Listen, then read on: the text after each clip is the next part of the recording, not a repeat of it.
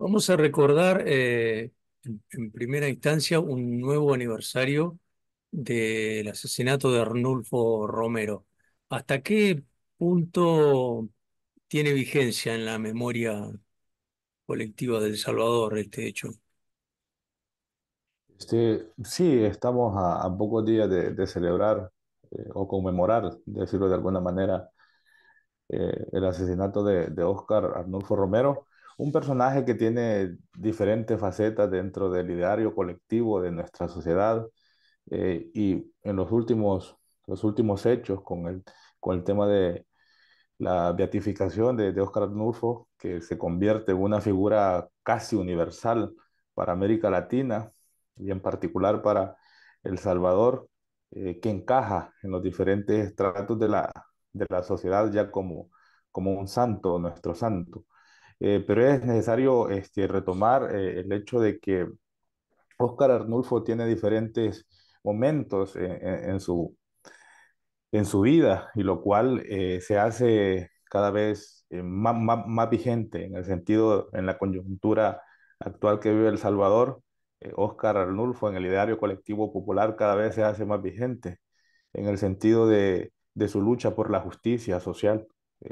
Su crítica ferviente, eh, su crítica no solo a un tema de una violencia física, sino a una violencia estructural, la cual en ese momento era más latente, eh, que hay momentos en nuestra historia de que esas contradicciones que tiene nuestra sociedad cada vez se hacen más palpables y más legibles para cualquier persona, y que en diferentes momentos de nuestra historia como que esas contradicciones que tenemos como sociedad se disimulan un poco y cuesta como identificarlas, pero que siempre siguen ahí.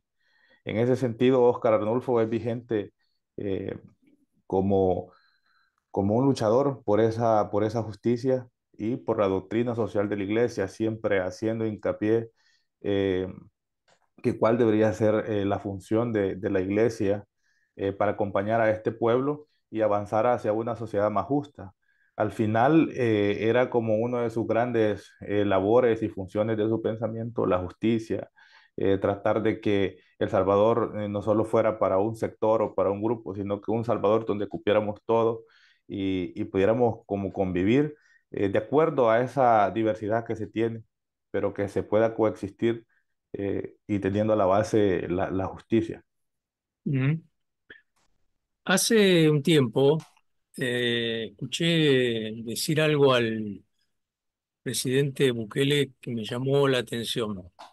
Quiero que lo analicemos juntos. Él dijo que los acuerdos de paz en El Salvador habían significado el comienzo de la corrupción. Yo la verdad que no lo entendí mucho, pero me pareció que tiene un trasfondo interesante para analizar. No sé qué opinás vos. Sí, bueno, el presidente Bukele ha tenido diferentes tipos de comentarios de acuerdo a un acontecimiento eh, tan importante para entender nuestra historia actual como son los acuerdos de paz. El presidente ha hecho distintos comentarios alrededor de ese suceso y parten de desprestigiarlos, tomarlos como que no han significado nada para nuestra historia, pero lejos de cualquier otro comentario, otro opinión que tenga el presidente, hay que tener en cuenta de que es una opinión este, que tiene a la base el desconocer la historia. Son comentarios que hace el presidente ahistóricos que no toman en cuenta muchísimo del antecedente que llevaron a ese acontecimiento como serían las firmas de los acuerdos de paz. Cuando decimos que es o cuando digo, perdón, que es un comentario histórico, hago referencia a que los hechos de corrupción no son de esta última década. Los hechos de corrupción que ha tenido nuestro país se remontan a muchísimos años anteriores, hasta la década o los periodos de las dictaduras militares, y se han descubierto el tema de la corrupción. Tomar en cuenta de los acuerdos de paz como que es el inicio de la corrupción es un comentario muy sesgado, de desprestigiar una vez más un suceso político, social, que le permitió a este país. Si bien es cierto que los acuerdos de paz no solucionaron las contradicciones que existen, que tenemos como la sociedad salvadoreña, pero sí creó las pautas para dentro de un camino democrático, un camino de iguales condiciones, poder solventar todas las problemáticas que teníamos como sociedad. Hay que tomar en cuenta que los acuerdos de paz, su principal función fuera que parara el conflicto armado, que parara la confrontación de dos grupos confrontados militarmente. Entonces, partiendo de ese hecho, yo siento que el comentario del presidente no toma en cuenta muchísimo el tema de nuestra historia. Yo creo que la corrupción, si lo podemos abordar hasta de un punto filosófico, va más allá de cualquier acontecimiento como los acuerdos de paz y que igual en este periodo que tenemos de su gobierno se han descubierto hechos de corrupción a través de las investigaciones periodísticas, pero que no necesariamente parten de los acuerdos de paz. Ujú.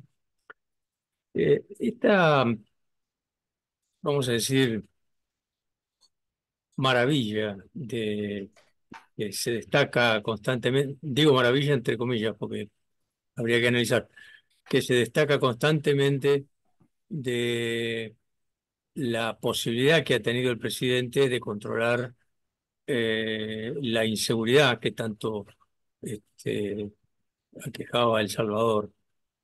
Esta política de mano dura eh, puede durar para siempre o en algún momento hay que hacer otra cosa. ¿Cómo lo vemos? Bueno, yo creo que nuestra historia reciente en materia de seguridad social se ha demostrado que las políticas de represión, las políticas como la mano dura, la política de la super mano dura que existió hace como unos 10, 12 años para atrás de este gobierno, este, y ahora que se viene a implementar una política así, ha sido demostrado que esas políticas han fracasado en materia a largo plazo, en el sentido de que sí es cierto de que hay una seguridad entre comillas, de un tipo de violencia, que era la violencia pandilleril, que estaba afectando fuertemente a nuestra sociedad, pero una política que no es sostenible a largo plazo, ni política, ni económica, ni socialmente, porque hay un punto de que se están violando garantías en función de mantener la seguridad, pero que eso no le permite al país avanzar en otros aspectos. Cuando digo que es insostenible económicamente, el régimen de excepción en este país eh, tiene un alto costo. Tiene un alto costo el tema de los centros penales, el tema del manejo de estas personas y luego tenemos el tema del sistema judicial. El sistema judicial con una gran deuda de juicios. Tenemos personas detenidas a las cuales no se les ha podido comprobar su inocencia o su culpabilidad, la cual estamos teniendo un estanco de violaciones a los derechos humanos. Si bien es cierto de que el régimen de excepción como política de seguridad ha sido exitoso en el corto plazo, pero no deja del todo abordar una problemática que se debe entender en un periodo a largo plazo. Este, este gobierno como política de seguridad y prevención no está trabajando, se están recrudeciendo eh, las causas las cuales provocan la violencia. Y lo que podemos tener es que en un largo plazo podemos tener una mutación de otro tipo de violencia que se va a generar porque las manos duras en este país han sido como la carta de presentación de muchos gobiernos, pero no una política a largo plazo que atienda las, las necesidades o la violencia estructural, la cual es la que genera este otro tipo de violencia. Se están dejando de atender, la cual dentro de un periodo más adelante es de analizar y de tratar de entender qué tipo de violencia vamos a tener. ¿Qué tipo de violencia? Sí. Eh, es verdad que concretamente el fenómeno Mara se ha detenido. Ahora, vos nombraste recién la cuestión de la corrupción que sigue su vigencia. Eh, pero ¿qué pasa con otro tipo de violencias como es el crimen organizado, narcotráfico?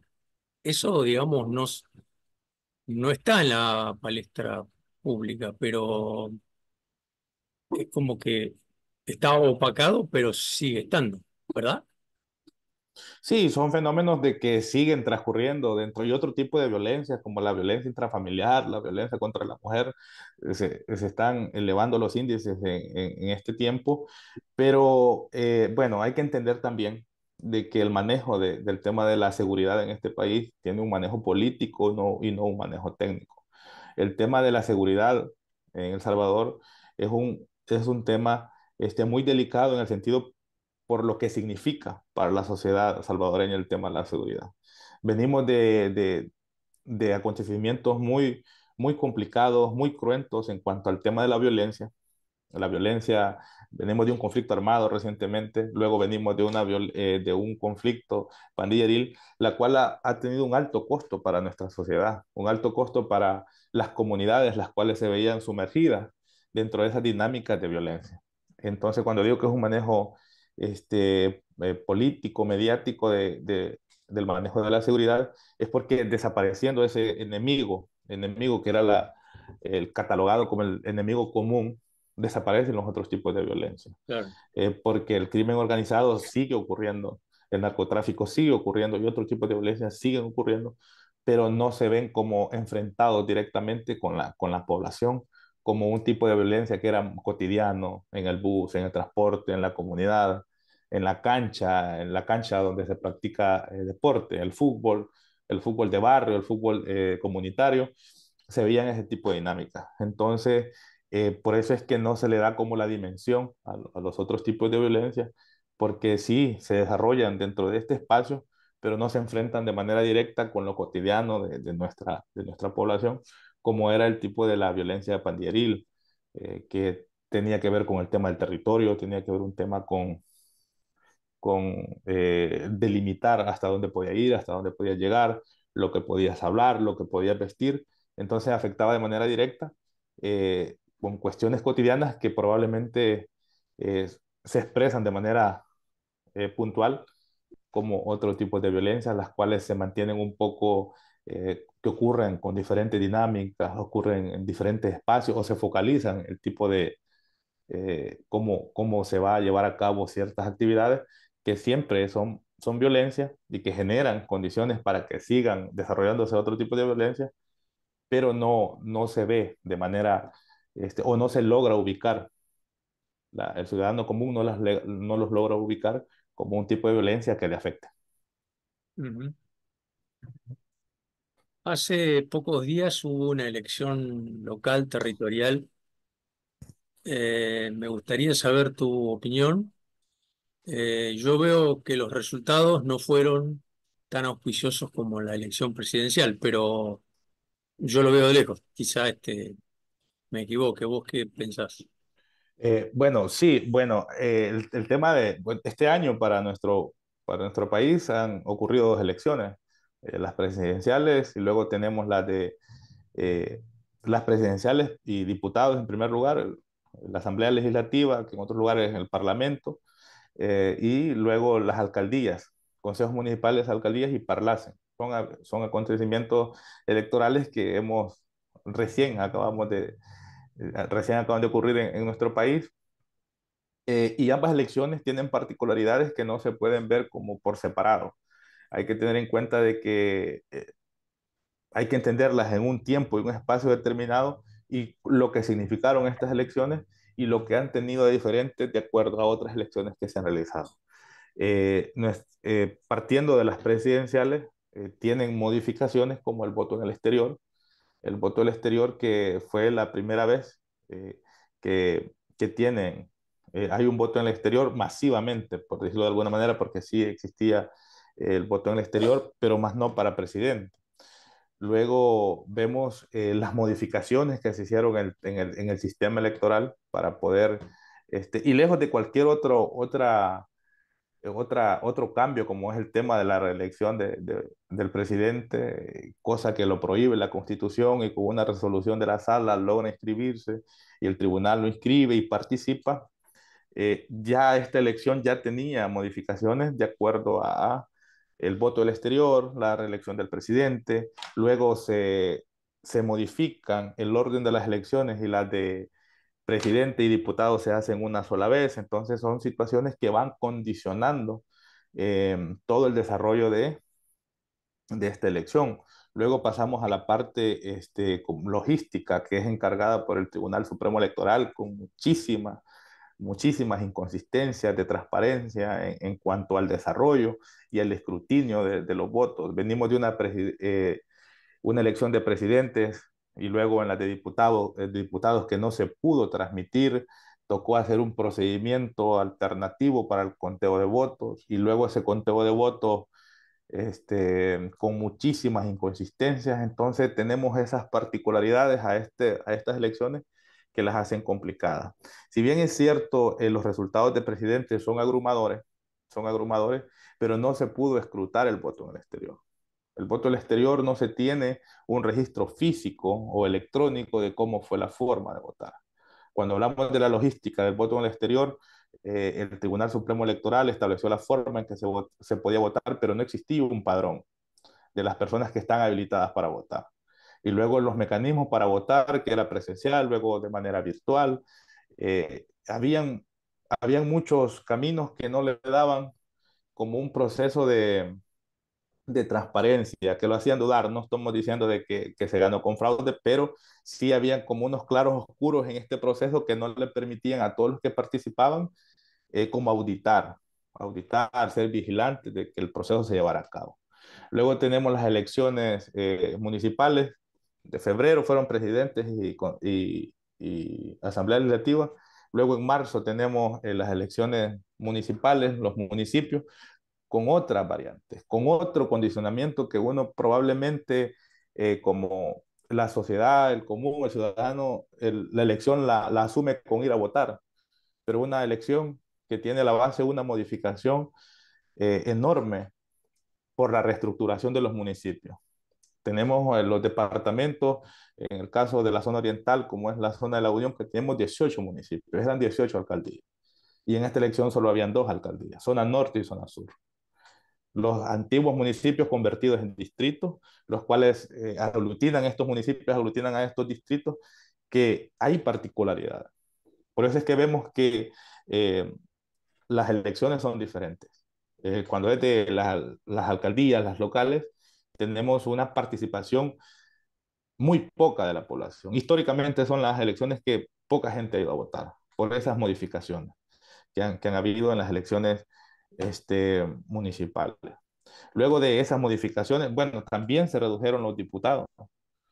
Se redujeron los diputados, entonces se va achicando el espacio para otros acceder a esos espacios. Luego vemos ciertas inconsistencias reducidas en comparación a la de presidentes y de diputados, las vemos reducidas, pero no se puede decir sorpresa porque ya era una tendencia que teníamos nosotros en los procesos electorales, pero el gran ganador, dicen algunos en el espacio de comunicación, fue el ausentismo. Muchísima gente no salió a votar. Entonces, tenemos alcaldías que se ganaron con 40 votos sobre el que estaba compitiendo. Tenemos hechos muy particulares con JRB, Juntas Receptoras de Votos de los distritos, con 40 votos en todo el día, con 20 votos en todo el día, cuando las JRB están habilitadas para tener 700 votos. Entonces, ahí hay ciertos matices que le permiten a uno analizar el tema de las elecciones y podemos decir que estas elecciones han sido condicionadas fuertemente por el oficialismo para tener los resultados que se tienen.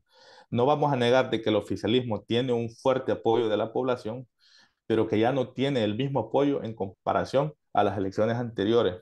Cuando hablo de las anteriores hago referencia a cuando Bukele ganó por primera vez y todo su proyecto político, que era Nuevas Ideas, ganó la mayoría de las alcaldías y ganó casi la mayoría en la Asamblea Legislativa.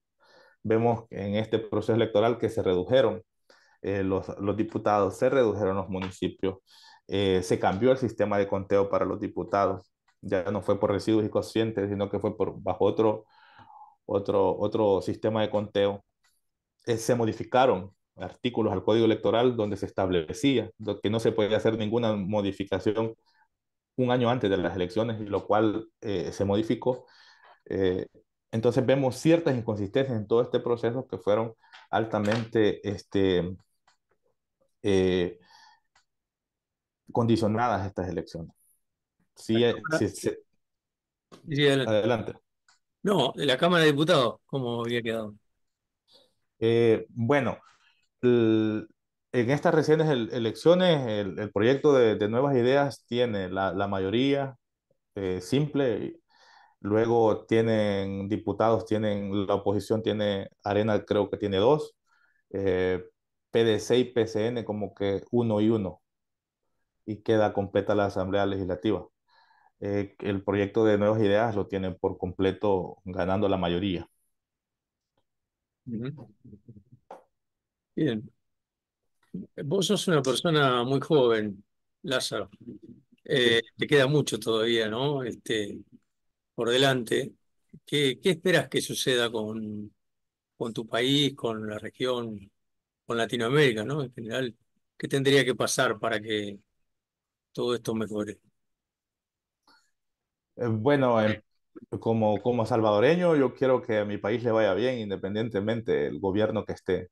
Ujú. Pero por mucho que uno sea una persona idealista, hay que entender de que aquí hay disputas políticas, ideológicas y geopolíticas. Yo creo que la región latinoamericana se encuentra en un desafío interesante para nuestra generación, que somos la generación que probablemente no vivimos la etapa de las dictaduras en nuestros países. Nosotros, por lo menos yo nací en un periodo de paz. Yo nací después de bueno, en la víspera de los acuerdos de paz nací, eh, después de los acuerdos de paz, para ser puntual. Nacimos en el periodo de la democracia, en la construcción de esta democracia, la cual nos limita un poco de reconocer de dónde venimos y hacia dónde vamos. Eh, yo creo que América Latina hay un avance, por lo menos de la derecha neoliberal, populista, la cual es muy atractiva para mi generación, el discurso populista de dar soluciones simples a problemas complejos, eh, de cada vez ser más excluyentes. Pero en El Salvador, yo quisiera que El Salvador vaya bien, pero lejos de querer que vaya bien, yo creo que los ciudadanos, los jóvenes, los adultos mayores, debemos de reconocernos como sujetos políticos y no creer de que un político, un partido, un líder, como ahora se habla de líder, ya no se habla de partido, nos va a venir a solucionar nuestra problemática en nuestra comunidad. Yo creo que las comunidades, la sociedad, tenemos de dar un paso adelante y fundamentalmente organizarnos, debatir nuestros problemas, tratar de buscar puntos en común con distintos sectores que conformamos esta sociedad para solucionar problemas que nos agobian y buscar los caminos para solucionarlos. Como joven, creo que es un desafío muy grande para esta generación que está muy poco preparada para estos temas, pero creo que bajo estas circunstancias la realidad nos va a hacer pensar, la realidad nos va a hacer buscar alternativas. Ahorita, actualmente, El Salvador, en el tema económico, tenemos una canasta básica que, y con altísimo, con el alto costo y un salario mínimo muy bajo. Yo creo que esa realidad ningún spot publicitario lo va a poder tapar. Y yo creo que los jóvenes eh, tenemos que un poco cuestionar ese tipo de cosas, preguntarnos por qué se solucionan de esa forma, por qué se están planteando ese tipo de soluciones y si no habrán otro tipo de soluciones un poco más incluyentes o soluciones un poco más eh, que incorpore a todos y que no sean soluciones excluyentes, soluciones radicales que lo único que hacen es solucionar el problema del momento y agravarlo para largo plazo. Como la dolarización, digamos. Sí, la dolarización, el problema de las políticas económicas es que son muy fácil ponerlas, pero son muy difícil quitarlas. Ujú. Se planteó aquí el tema de que iba a volver la moneda anterior que teníamos, pero es complicado, no es así por así. Y que condicionan totalmente a una generación, condicionan a los individuos. Y yo creo que eso necesitamos un poco los jóvenes, un poquito de memoria histórica, y no una memoria histórica aburrida, una memoria histórica que se vea como una materia tediosa dentro de las escuelas, sino una memoria histórica con pertenencia, una memoria histórica de que como sujetos políticos que somos parte de eso.